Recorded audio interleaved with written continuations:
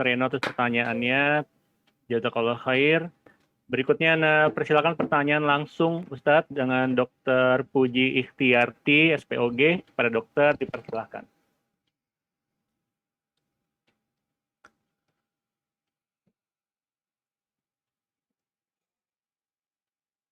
Boleh di-unmute, Dr. Puji, silakan. Assalamualaikum warahmatullahi wabarakatuh. Waalaikumsalam warahmatullahi wabarakatuh. Barakallahu fiik. Naam, tafadhali dok. Ustadz, ini dalam masa pandemi seperti ini, beberapa sektor informal sangat terpuruk. Ada salah satu saudara yang mata pencahariannya itu dia dengan semacam membuka warung yang di dekat daerah-daerah tempat kuliah. Tapi kan sekarang kuliah sudah diliburkan, jadi benar-benar warung ini tutup dan ini ternyata sudah hampir 1 tahun ini. Subhanallah. Ya alhamdulillah setiap bulan adalah membantu untuk kehidupan. Tapi misalnya ini menjelang Ramadan biasanya kita mengeluarkan zakat. Apakah kita bisa memberikan sebagian zakat kita ke saudara tersebut? Itu yang pertama.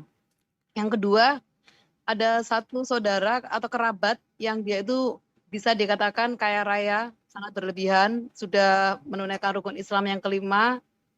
Dalam kesehariannya, dalam percakapannya itu seperti yang sangat khusyuk ya, taat lah. Tetapi apabila kita mengadakan himbauan untuk membantu atau apa, terkesan tidak mau melepaskan untuk hartanya, mungkin semacam bakhil gitu ya. Jadi akhirnya kadang-kadang kita menyimpulkan ini kok seperti tidak sinkron antara perbuatan dan ucapan gitu. Akhirnya kadang-kadang udahlah, malah sepertinya kita seakan malah jadi ingin menjauh. Ya malas juga lama-lama kalau mempunyai kerabat seperti ini. Mohon nasihatnya Ustadz. Jazakallah khairan katsir. Wa iyaki, barakallahu fiik. Naam jamaah. Ya, ini pertanyaan yang penting sekali ya berkaitan dengan zakat buat kerabat kita. Yang pertama, kalau bicara sedekah, jelas sedekah itu lebih bebas, lebih luas pembagiannya.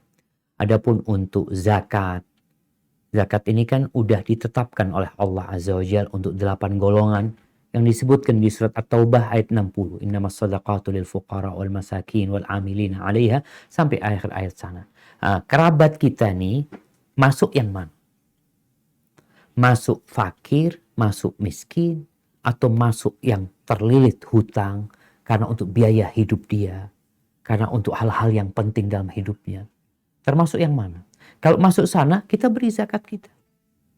Dan bicara memberi zakat jemaah, kita ini sering memberi zakat itu. Dulu zakat itu kan pemerintah yang ngambil.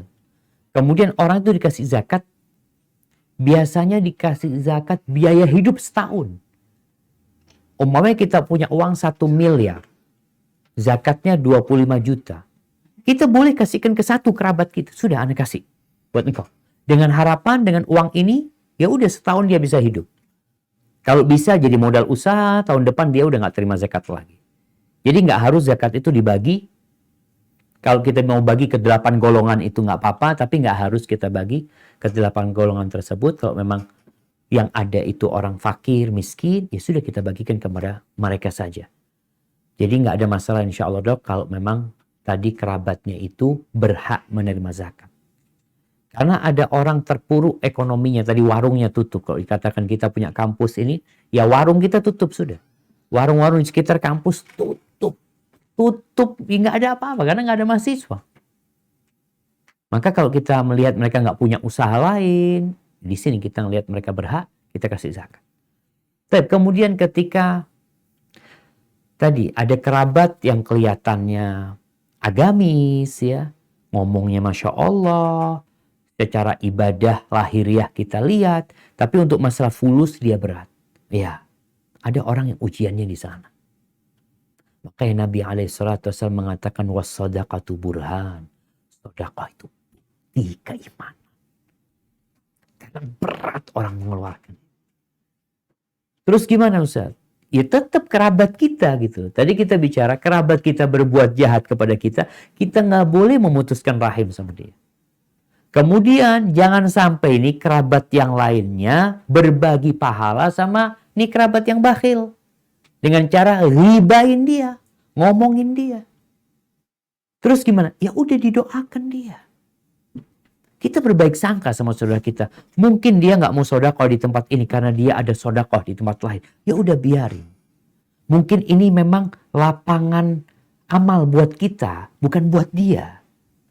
Soalnya kalau dia keluarkan duit ya kita mungkin nggak bisa nyumbang lagi karena sudah di cover sama dia semuanya. Dan kita berbaik sangka sama dia, tetap menjaga hubungan baik sama dia, dan perlu watawasau bil haq watawasau bis sabr. Karena memang kecintaan kepada harta berlebihan ini tercela jemaah. Maka tetap kalau ada yang bisa memberikan nasihat ya, baik jangan sindir-sindiran. Nasihat ana kadang-kadang kerabat ini di grup sindir-sindiran yang ada sakit hati. Tapi kalau mau ngasih nasihat, cobalah japri. Ngomong sama dia. Kalau nggak enak mungkin pakai ketemu. Kalau mungkin kita merasa nggak nyaman karena dia lebih tua, mungkin cari siapa yang lebih tua dari dia. Sehingga nasihat itu bisa sampai dan bisa diterima oleh kerabat kita. Yang jelas nggak boleh kita memutuskan satu rahim dan nggak boleh kita juga ribain dia karena dia punya kesalahan seperti yang disebutkan tadi. Hadza wallahu a'lam bissawab.